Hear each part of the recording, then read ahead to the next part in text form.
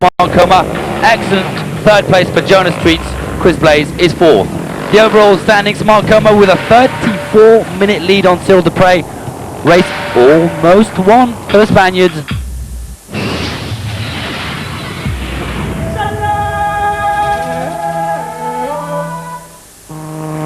Well, in the Dakar, there are two different worlds. The one of the big guns, like the Mitsubishis, and the world of the privateers, such as this Toyota Mini Moke. On the track and in the bivouac, the Mitsubishi Armada is impressive. A total of 57 people working on the Dakar.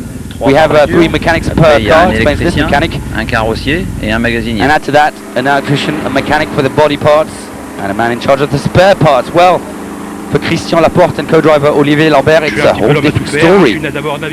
I take care of everything here. I'm the co-driver and also the mechanic.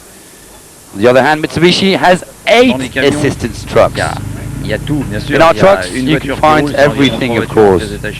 For a car, we have 3 cars of spare parts in the truck. If one of the trucks breaks down, we would lose the spare parts, and we can't take the risk of losing a car because of a missing spare part. No assistance truck, on the other hand, for car number 4701. They only rent room in a truck. 4 boxes. We have the minimum of spare parts. We only have 1 spare for each part of the car, except for the shock absorbers. 4 spares for the front, 4 for the rear. All the tools are in the car. A Toyota with a Mini Moke bodywork. Very popular car indeed, the Mini Moke, back in the Caribbean, where Laporte comes from. And of course, for this crew, the nights are very short. Monday, for example, explains Christian Laporte, we drove for 24 hours in the stage. Only had a 3-hour rest at the bivouac. Had a coffee, no time for a shower. All we wanted to do was get back in the car. Dakar is the only race in the world where us, the privateers, can compete with professionals. Small privateers versus the big factories. We don't have any money compared to that, but we're having so much fun.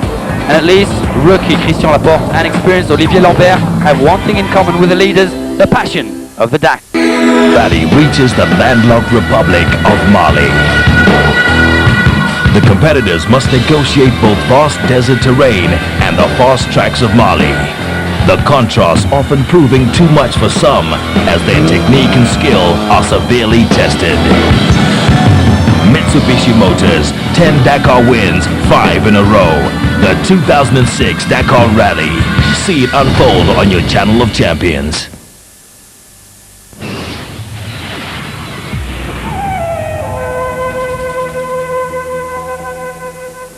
The car race and the fast tracks of Mali, tracks that Janil de Villiers certainly enjoys. This is where the South African captured his first African special last year on the stage going from Kiffa to Bamako. Well, he did it again today, and he could certainly thank his co-driver, Tina Turner. Very experienced, and she also has a part of the victory today. A very difficult navigation stage it was, and quite a few close calls for the South African, almost going head over heels there.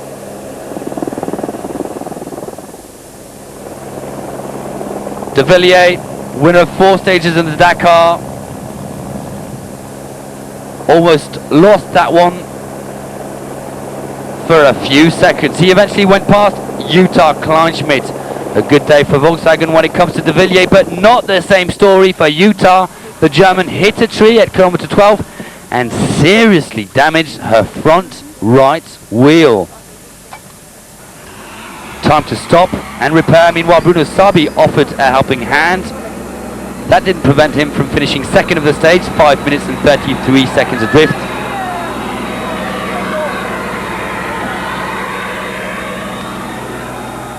And the 2001 winner just told Bruno to carry on. Well, I hit the tree, and the right wheel was damaged, explains Jutta Kleinschmidt. So now we have to wait for assistance, explains the German champion, the race Touareg driver. Well, that was the tree that Utah hit. And the villagers helped get rid of it. A great day in Black Africa for all the competitors, with the typical scenery and the Niger's river. Title holder Stéphane Péterancel was hoping to take it nice and easily and avoid problems. Well, the car was fine, but the navigation wasn't a-okay. The Frenchman got lost at kilometer 100. So did Portugal's Carlos Sousa. Both eventually followed the wrong track for close to 10 kilometers. And Peter ended up behind Sousa for almost 100 Ks. The Mitsubishi driver lost over 20 minutes on the day, finishing 11th. Explanation time with Sousa on the finish line.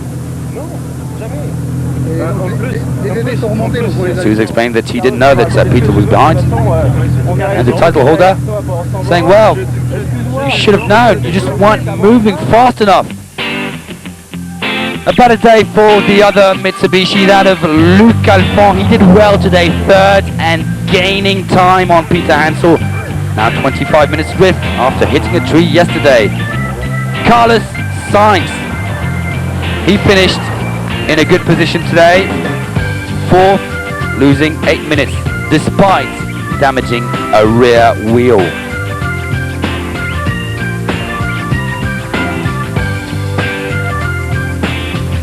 And still spectacular stuff by the two-time WRC World Champion.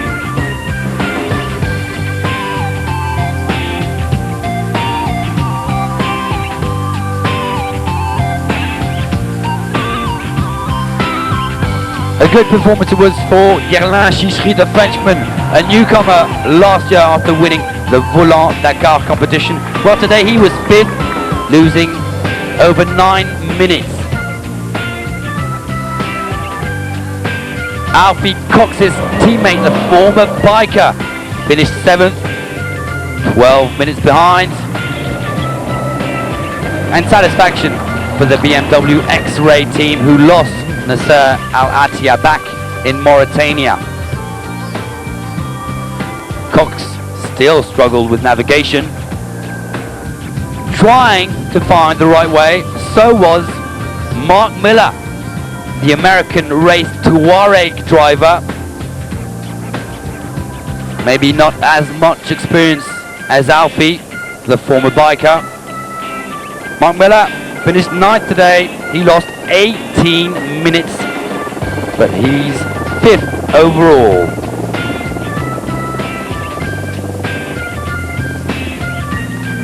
Thumbs up to Eric Vigouroux driving his Chevy pickup, a fine day for him. He finished 8th at 15 minutes and 13 seconds. Well, for such a small team like ours, explains Vigouroux, to run a brand new prototype which had never raced before, well, it's an ambitious and risky project, but it's a good one. I would like to take this opportunity to send a kiss to my two daughters, who are probably following on the internet. Well, a good performance for Vigouroux, 8th on the day, but these narrow tracks meant that whenever an accident or an incident occurred, well, it was chaos behind. Nuno Pedro Inocencio was certainly upset about crashing his Mitsubishi, maybe not too concerned by the fact that about 10 vehicles were stuck behind him. The Mali paths have nothing to do with the wide settings of Mauritania. It was like an urban traffic jam out there today.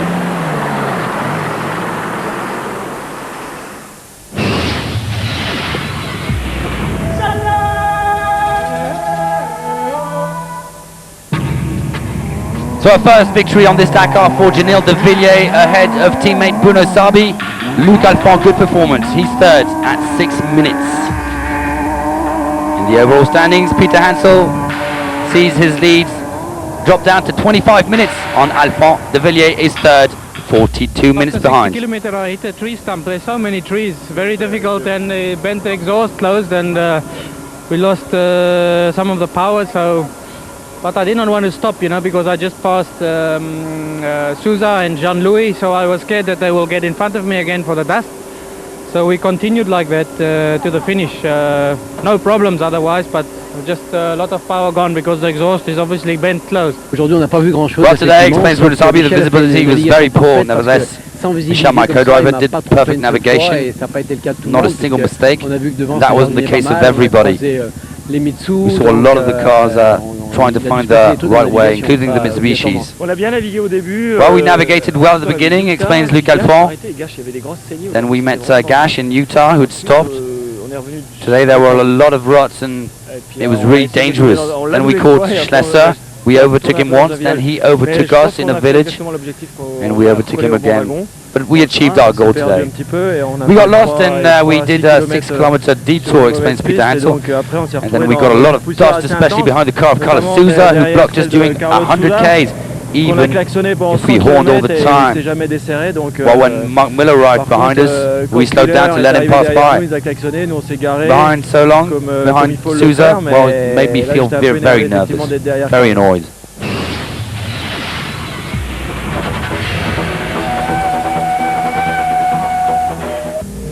To the truck race. Well, earlier we saw that a first car had blocked quite a few other competitors. It happens again, but this time with a truck, the big man of Klaus Leihenner. And as a result, the organisers decided to neutralise the stage for those stuck behind. Picture time for these Germans. A crew keeping a smile on its face, and assistance eventually came to pull the man machine out of this problem. But the race went on for those who were in front or who had managed to go through. And Hans Stacey impressed again, explaining that well, it wasn't too bad, but that these tracks are very difficult for the trucks. I don't like these conditions, and I don't know why they choose these roads. Anyway, we keep on driving as well as we can. Well, Hans Stacey eventually captured victory in Bamako and moves closer to Chagin in the overall standings. He's now second overall, ahead of Kabarov. Vladimir Chagin finished third on the day, losing 11 minutes, but he still has a comfortable 3-hour lead on Stacey.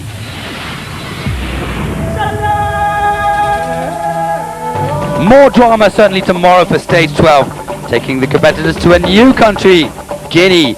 Last time the rally went to Guinea was back in 1996.